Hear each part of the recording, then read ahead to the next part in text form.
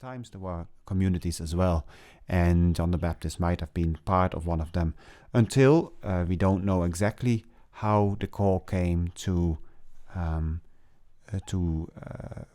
go to the River Jordan and start preaching there. And it was John the Baptist preached for forgiveness, the annunciation of our sins. So people would confess their sins, probably quite openly, and then would be baptized to have their sins washed away in the water of the River Jordan.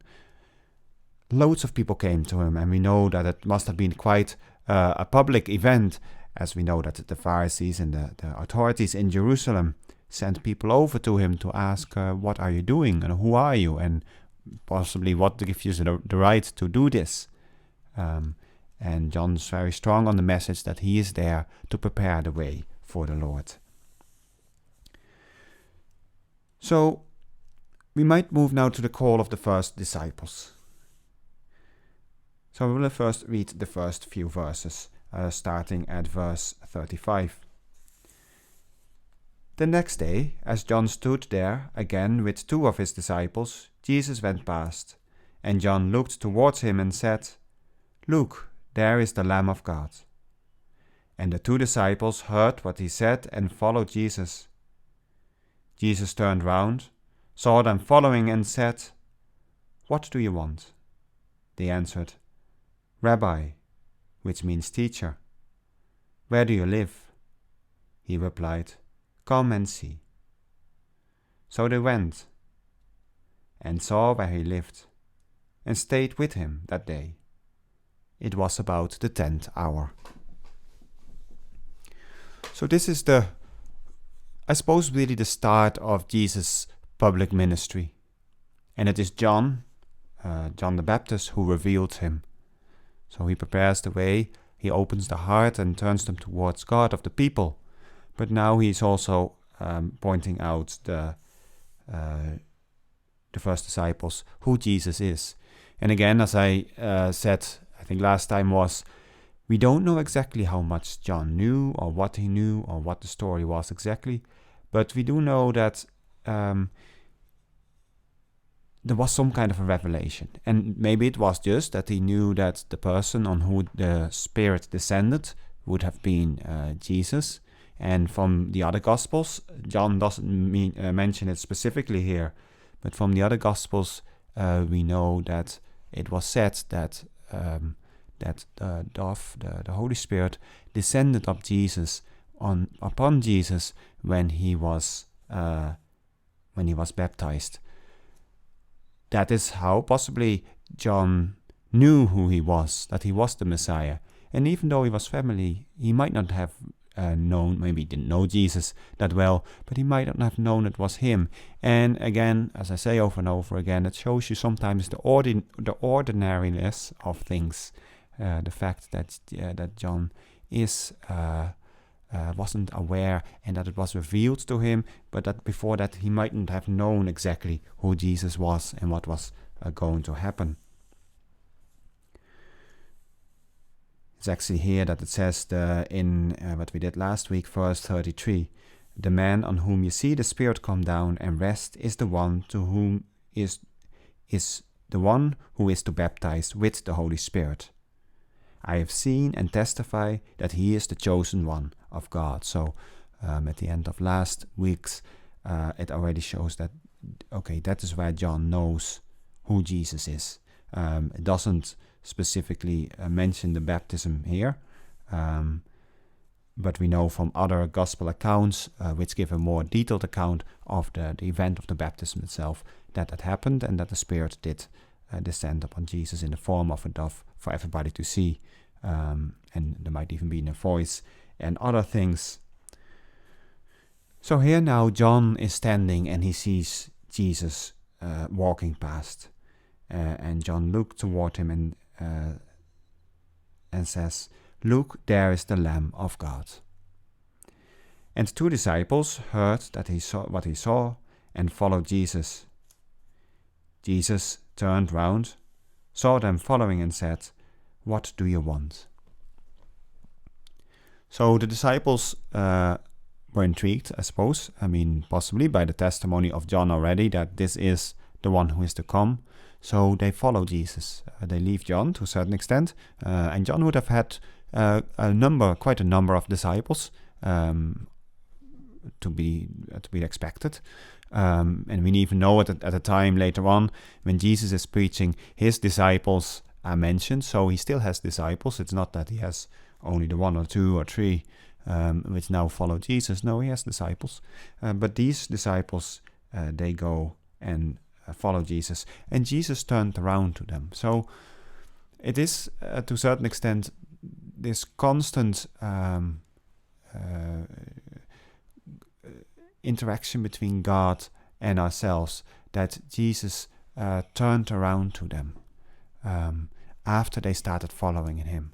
And I suppose bound up to a freedom, but I mean that is how a relationship with God. We have to keep in mind that there has to be action involved in trying to get to know Jesus. Sometimes it's just a curiosity. Maybe the two disciples were just curious. Okay, what is this about?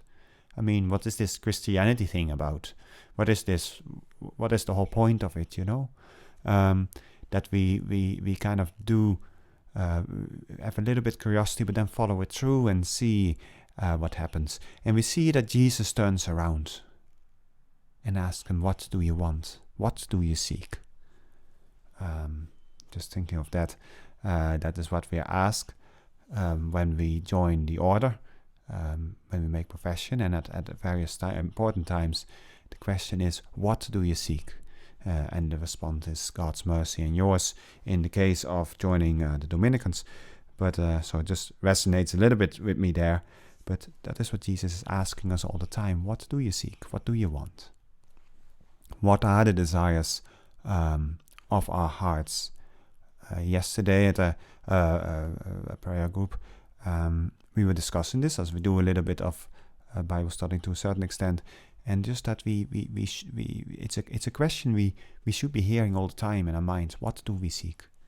And it's a question we should be, answering, but I mean responding to all the time. Like, what it is, it's the Lord who we seek. It is Him that we seek. We desire Him. We desire communion. We desire to experience Him. We desire to have Him in our lives. Sometimes it might just be curiosity, but I mean that should turn in desire, because the more we get to know about God, the closer we want to be to Him. So yes, that is definitely part of the starting of the process, is some kind of an interest. As I have said in my own testimony, for me it was first to science and then accepting the historical fact of Jesus' existence. But then to turn around and open your hearts and from this curiosity, really starting this journey, this communion of seeking. So what do you seek? And what I have here in the New Jerusalem Bible, they answered, "A rabbi," which means teacher. "Where do you live?" Now this is, I think, is a very crucial part. Let me just cross references, because even when I see "what do you seek," can't read it that quickly. I actually wonder. In the Greek it actually cease to seek. So that's, I suppose, where I was thinking, because I was just reading it before the program. Trying to read it, I suppose. But that the seeking bit really came from that. I don't actually know what the RSV says. Maybe the RSV gives seek as well. That would probably be a more logical explanation, as I would be more familiar with that translation than saying that it comes from the Greek. But here's another one, and it is it says, "Where do you live?" Well, what is really says is, "Where do you abide?" Which means the same. I mean, doesn't mean that it is wrong, but where do you remain? Where do you abide? Which I think has a much deeper significance than "where do you live?" because it's like in the song, abide with me. Abiding is, for me at least, has the sense of a much deeper reality than asking somebody to a certain extent where they're sleeping or where their address is, or where the hotel or the bed and breakfast is, or whatever. No, it's really, okay, where do you remain? Where do you where do you abide?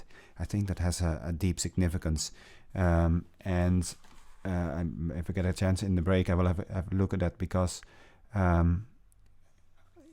think there's to remain, my eyes. We see that in other places as well, that it has this deeper dwelling together as a part of a community aspect to it. So Jesus says, "Come and see." Now I think that is that's kind of the natural going to and for. So they come to Jesus. Jesus asks, "What do you seek?" They ask, "Where do you abide? Where do you remain?" And Jesus says, "Come and see." So there's this invitation to discover, an invitation to journey, to journey together with Jesus. Actually, in the RSV it says, "What do you seek?" as well. So that is probably where I get it from, because I usually use the RSV translation, but I do like the New Jerusalem as a text to read, or as a translation to read. But it's always good to kind of see where the different translations have slightly different words they pick, or maybe slightly different emphasis on certain things, because it opens up for us sometimes a really deeper meaning. So Jesus asked, "Come and see." And that's what they do. So they went and saw where he lived, or where he remained, or where he abided, and stayed with him that day. It was about the 10th hour. And one of my teachers at one stage was saying, like, the 10th hour is quite significant, because 10 is one of the good perfect numbers. So it was the perfect hour. In the context, I suppose it also means that the 10th hour was late. That's the other practical aspect of it, I suppose. It was late because the day would start at 6 o'clock, because at the time, I suppose, no lights, and being near the equator, the days would be pretty much 6 to 6. It's very interesting if you ever get the chance to go to the Holy Land, which is really a privilege to be able to do that. I know it's not that easy. I was lucky to be there twice. One time working there for a few weeks, and one time on a pilgrimage. It's really great to be there and to see what is to be there and see there. But also when you're there, that's what you realize. Like, it goes very quickly dark around 6 o'clock. In the summer it might be 5:30, but so the days are quite fixed from 6 to 6. So the days will be divided up then in 12 hours. So it gets dark at 12. And while for us, like 4 o'clock doesn't sound that late, for them it would have been, because once it's dark, it's dark. I mean, I suppose you could light a torch, or maybe they had candles, but that would be about the extent of light you're going to get. So days were pretty much determined by the amount of daylight, especially out in the country. You might light a fire, I suppose, but you wouldn't do that much anymore. So it was the 10th hour, which meant that it was getting pretty late. It was getting almost dark. So they stayed with Jesus that night. So this gives a little bit of a sense of how things started off with them. This whole kind of going and interaction with Jesus. So the calling of the first two apostles. So I think that is a good time to take our first break, and we're going to listen to "Reckless Love" from Corey Asbury.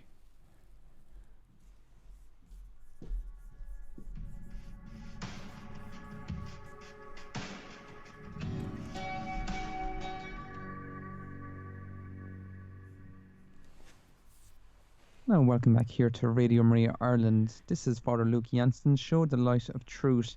And please do send in any comments, any questions, any feedback there. But Father Luuk loves to hear from you. So it's great to see some messages in now. Again, if you'd like to text in, 089 467 2000. That's 0894672000. You can email info@radiomaria.ie if you'd like to get in touch. We've got 2 comments in, Father. First one, hi Father Luke, great show today. I'm learning so much about the subtle differences in the meanings of words used in the scriptures. Example, abide with me. Another one in, hi Father Luke, which translation is better for a person who is just starting to study the Bible without any academic background in theology? And they just wonder, is the RSV Bible, the New Jerusalem Bible, or which one would you recommend? Thanks so much, enjoying the show. So now I hand you back to Father Luke Jansen. Okay, thank you very much. And thank you very much for those comments. It's great to get that feedback. So just, I think that's what I try to say. It is, I wouldn't look at the different translations as one being right or one being wrong, or it's just different ways of looking at things. And I suppose from my own point of view of being, not being native English speaker, I know what it is. The subtleties between languages, even how you would say things, is different in different languages. And even though that the European languages, I suppose, are fairly close and have similar roots and things like that, there's different ways you say things in different languages. So there's different ways in which you can translate them as well. And it doesn't make one way wrong or the other right, but there's just different subtleties. So you can.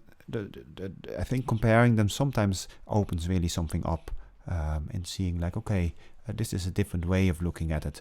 And while we could sometimes, obviously in prayer, the Lord can reveal these kind of things to us, but sometimes if we are looking a little bit more in depth, and that's in studying the Bible or something like that, looking at, if you see 2 different words being translated in a sentence, you can really kind of that's, I suppose, draws our attention then to it, and we can reflect upon it and see what it means to us.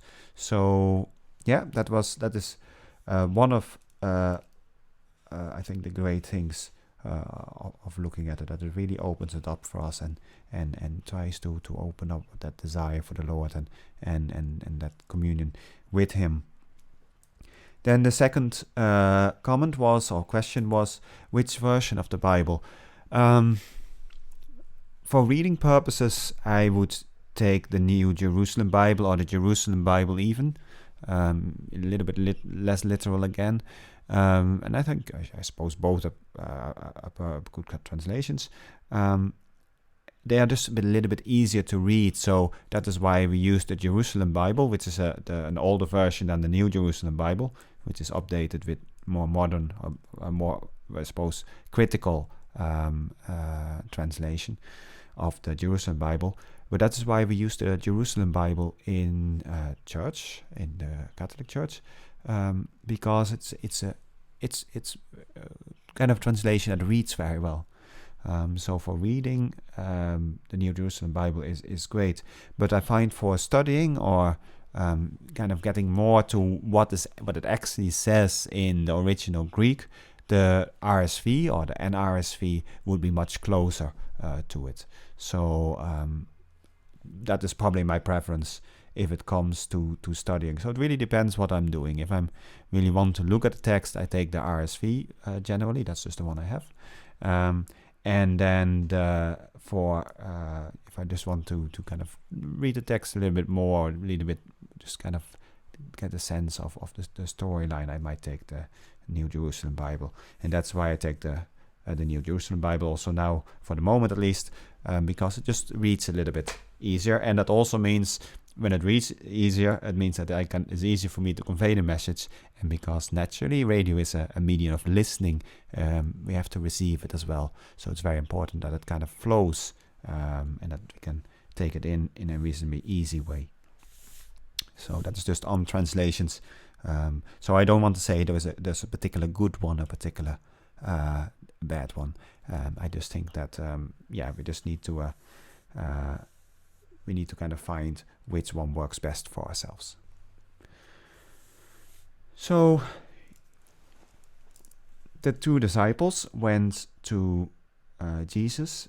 Jesus invited them to remain with him for the night, and they stayed and camped with him or wherever he was.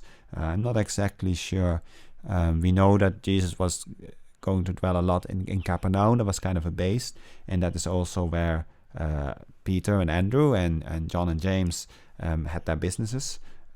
So it could be near enough, but I'm not 100% sure what the distance is from there to where John was baptizing.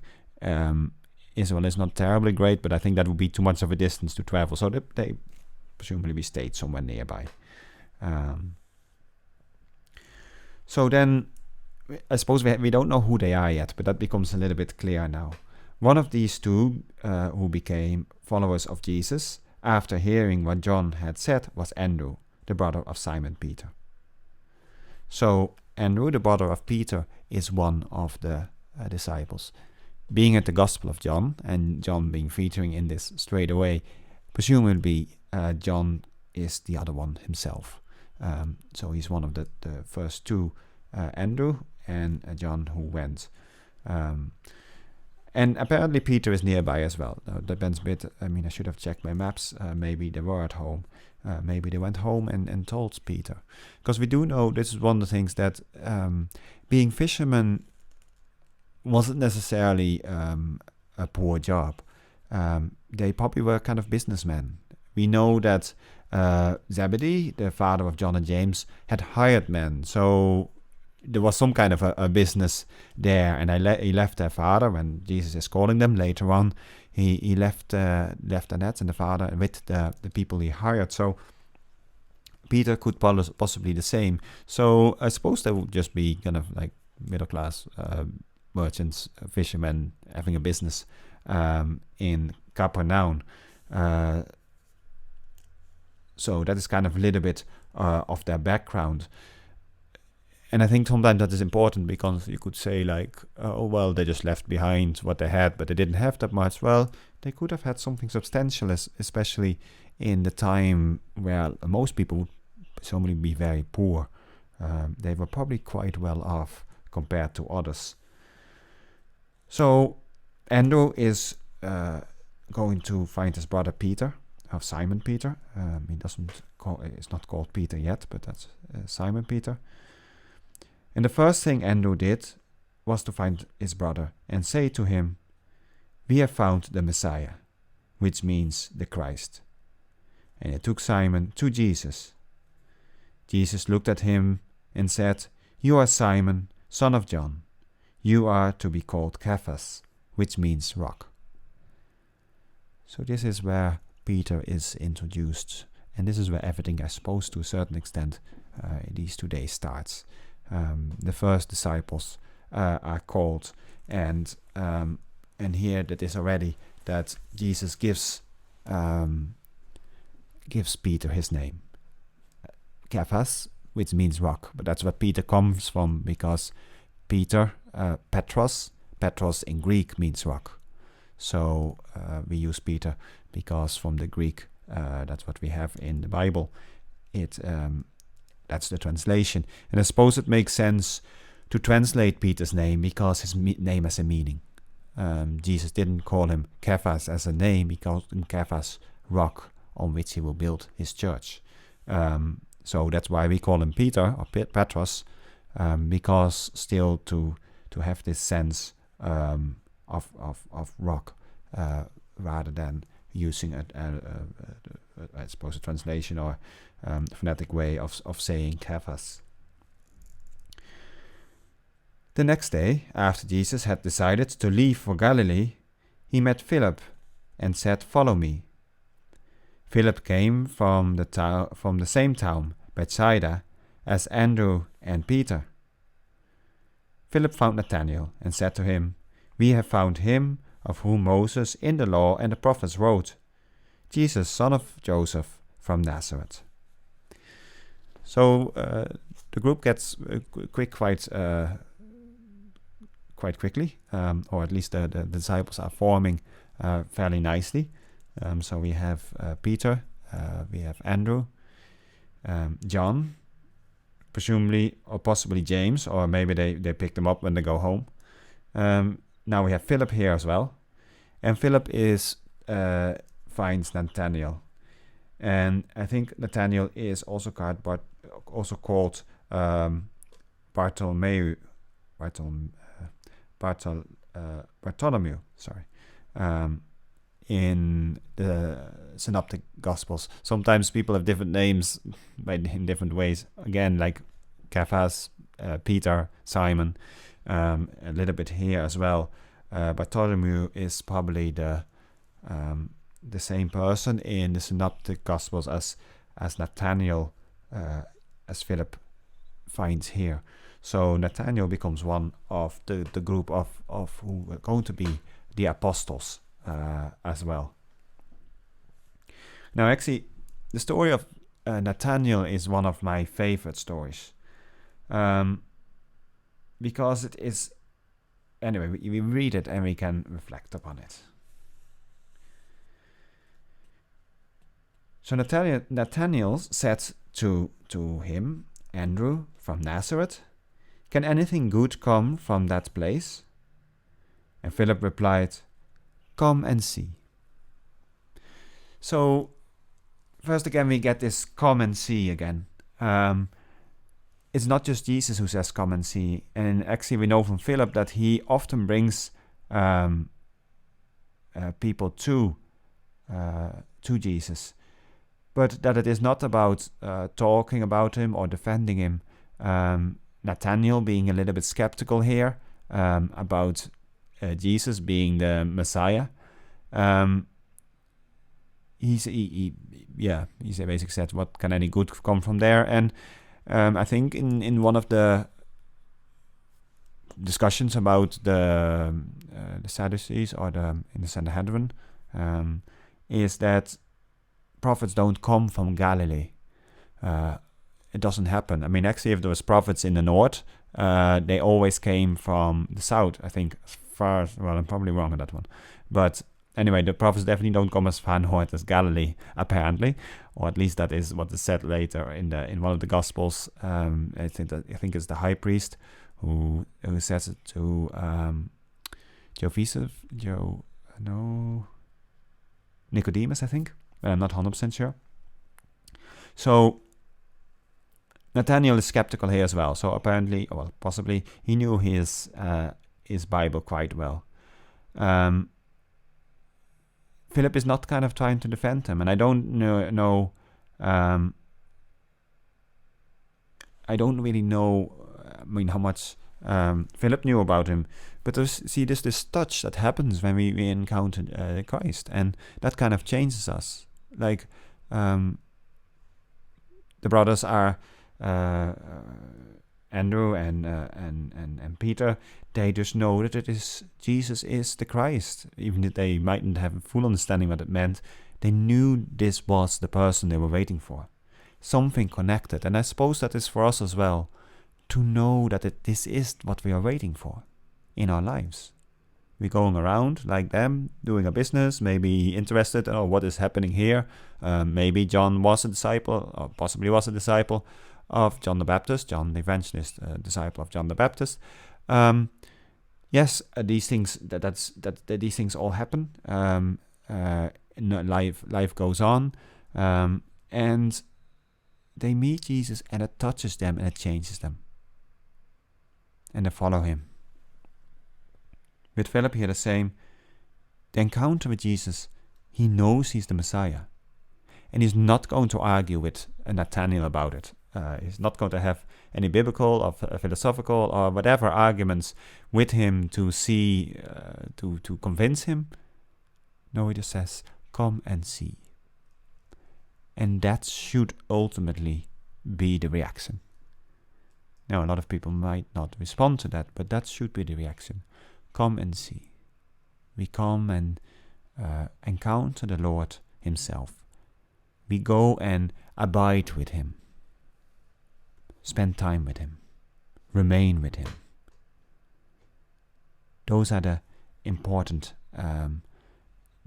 thing. It's Jesus that is the one that touches us. So, when Jesus saw Nathanael coming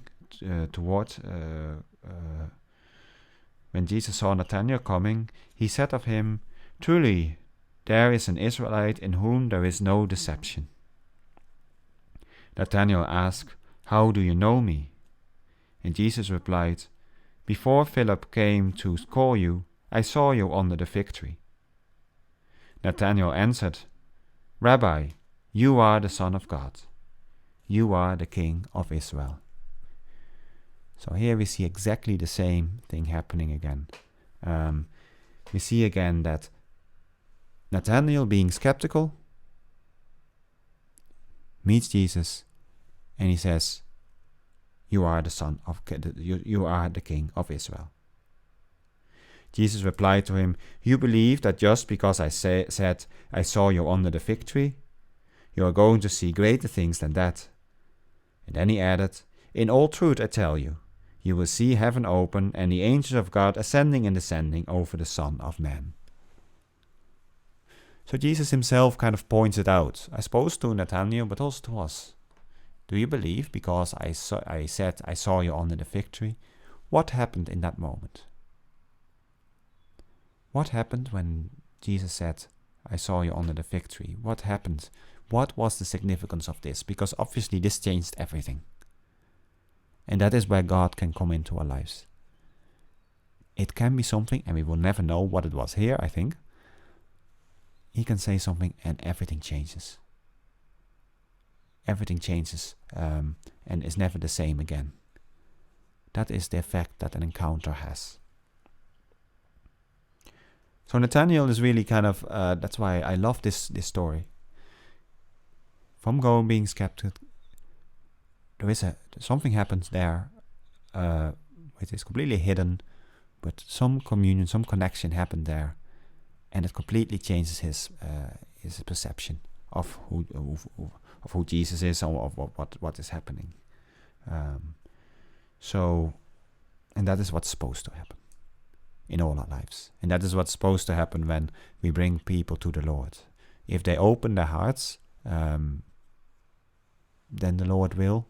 If we go and come and see, if we follow that lead and see for ourselves what it is like. I mean, if our hearts are open, God will respond. He will help us to see. So I think we might go to the next break, and we take Chris Tomlin with Good Father this time.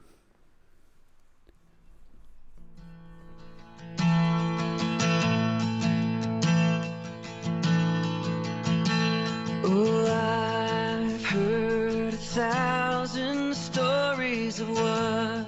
Oh, that was Good Father by Chris Tomlin there. So hope you're enjoying the music here on Father Luuk Jensen's show, The Light of Truth. Please do interact with Father Luuk as well. He'd love to hear from you. Any feedback there you'd like to pass in, maybe any questions, any comments, please do get in touch. So a few people got in touch, Father Luuk. First one is, "Hi Father Luuk. I always found it curious that Jesus chose an ordinary fisherman, Simon Peter, to be one of his first disciples and eventually the first pope. Just wondering, why did you think he chose an ordinary fisherman?" The next one in, "Hi Father Luuk. I really like the point that you said that an encounter with Christ changes us. I definitely agree with you on this point. We are not the same people after we truly meet Jesus and follow him. I'm enjoying the show. Thank you so much." Next one in, "Hi Father Luuk. I think it's interesting that Jesus never tried too hard to convince people that he was the Messiah. Instead, he invited the people to come and see. Your show brought a new understanding of what Jesus meant by those words. Thank you so much. I love tuning in every week." So now I'll pass you across to Father Luuk Jensen. Thank you very much. And thank you very much for the comments. The first one about why do we a bit of about Simon Peter, a fisherman. Why did he pick fisherman? Well, we don't know why why Jesus took choose, for example, Peter to be the first pope. Only God knows these things. But I suppose in Peter we have a person that you could say is probably not perfect. So it also shows that we don't have to be perfect to a lot of to a big extent, I suppose. He is sometimes short-tempered. He is not always the quickest in understanding. what Jesus wants, but at the same time he is completely he completely gives himself to the job, and he's completely committed to Jesus. And that is, I suppose, at the end of the day, the important thing, and that's probably why Jesus chose him. So, yes, we don't know exactly why he chose people, but he wanted to choose people, I'm sure, that were normal, ordinary people, middle of the road, not the scripture scholars or the people in authority, which he could have done. I mean, he could have tried to make friends with governors, and I'm sure with whatever he could do, it wouldn't have been hard for him. But no, he didn't do that. So Jesus really allows us to see that it is for everybody. It's not just the elite or no, it's everybody is called, and everybody can be great. Doesn't make a difference where we are at the time. It is where we'll be in the future, to the grace of God and going on this journey. And that is exactly the journey that it changes us all the time. The journey where God really helps us and really helps us to kind of shape ourselves, to change ourselves into who we really are. To be open to that, to allow that to happen, that is really the important aspect. It is not who we are now, it's who we're going to be. How much do we allow God's grace to work in us? Some people are a little bit further on the ladder, if you can say it that way, of being close to God and being ready in His, being ready to work with Him. But others might be a little bit further away, but that is okay too. So really, we really want to see, really need to be open for that process to happen. And that is, I suppose, where the different disciples show that it is for everybody. I mean, we have Andrew, a tax collector, and stuff in there as well. And then I suppose we have Luke as a doctor who wrote the Gospel according to Luke, who wasn't there at the time yet, but an early convert and things. So we can see it's a wide spectrum of people. So yeah, the encounter really changes us, and that is, I suppose, that what makes a difference. It is getting to know Jesus. It's not an external thing, but an internal thing. Our religion is not an external religion, but a religion of change. So yeah, that is something. It's important that we allow that to happen. So, and then the last one, interesting, that Jesus never tried too hard to convince anybody that He was the Messiah, that He was who He was. And again, I think that has to do with this whole journey. What convinces people is the encounter. What convinces people is to meet Jesus. To a certain extent, what convinces people is to meet His disciples, Christians, as opposed to at least, because that is what makes the difference. That is what it is. It is not a party you join or something like that because of what it stands for. And I think, well, to a certain extent, I think maybe people might not agree, but I mean, that is why it's not just about social justice or these kind of subjects where they are very important. And obviously we should care about the people around us, and we should care about the poor. We're called to do that in the gospel. We're supposed to love our neighbors. All these things are part of something much bigger. There is a risk, I suppose, that we make, to be a Christian is to be good to people and to make sure that justice is seen in things. Well, that should be a fruit of the transforming, life-giving spirit that lives within us. So that is really what should transform us, is our own encounter on an ongoing basis, on a daily basis with Christ, His grace, the grace of God working our lives, that really changes who we are. And that has as a result that we're more charitable towards others, caring, that we see to justice, that we encourage. All these things, they happen automatically after they kind of come with it. They don't. They don't come. They don't stand on themselves. So I think that's an important thing to always remember, that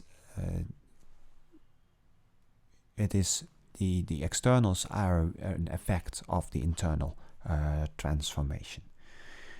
And I think there's also the other aspect of what we can look at when we talk about why didn't Jesus try and convince people, apart from the fact that naturally it happens once we encounter Jesus, is that he is not giving or promising a kingdom that the people were expecting.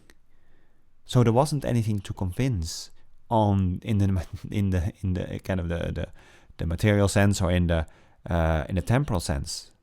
No, the people who recognized that the kingdom was coming in the way it did, even if they didn't fully understand it, they would follow. Those have eyes to see will see, those have ear to hear will hear, but those who don't, they will never really get it. So again, even that I know it's Jesus who does the convincing, it's not an external thing, but an internal transformation. And this internal transformation happens internally all the time. And I think that is, again, it goes back to the fact that is why we need to pray and we need to open our hearts. And even if we don't have time to spend a good amount of time in prayer, or we find it difficult and dry, and I mean, all these things happen to anybody. But an openness of heart all the time to what God is asking us to do is very important, to allow this internal transformation, because naturally we don't meet Jesus now on the street as in himself. We don't meet him, but he does work and speaks to us all the time. And so we have to learn to listen to that, to have the ears to hear, to have the eyes to see what he's doing in our lives, to be able to respond to these things. I mean, I think it's crucial. It's crucial to see that it is the internal. It's always the internal transformation. It's always the internal movement, even if we don't realize it. Our faith speaks quietly. Our faith gives us knowledge of the things unseen, the things we cannot know. But it gives us that conviction that it is true. Our faith gives us that hope for what is to come. It gives us that peace of knowing that things are going to be all right, even if we don't know exactly how. And it gives us guidance and speaks to us in silent voice, in a silent voice, to help us to see and to guide us to on the path that the Lord has traced out for us. We only have to be quiet and listen to it to be able to hear and see it. So, yeah, I don't know. I think I'm going around the circles at this stage. But, I mean, I'm sure you get the point. It is the internal thing, at least in my way of saying it. It's internal transformation that is important.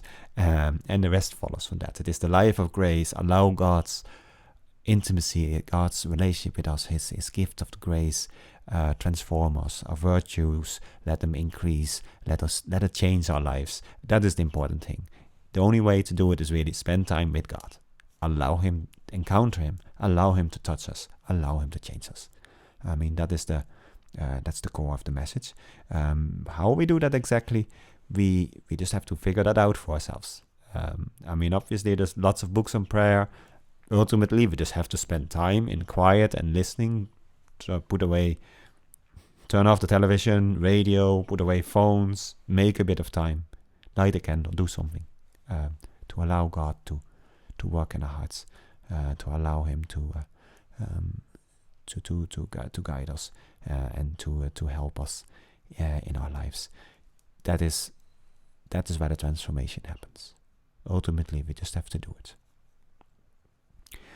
So I think I'm going to leave it at that. I think it's a good time to stop before we go to the wedding feast at Cana, the next chapter. Thank you very much for the questions, and I think I went a bit on too long on the last one there, and maybe a little bit in circles, but I hope you get a little bit of a sense of what is important to have a openness of heart, and let these encounters, which with all of those examples we found there in the calling of the disciples. It's the encounter that makes a difference. Come and see, spend time, and let it happen. Thank you very much for listening, and hopefully we'll be back next week. God bless.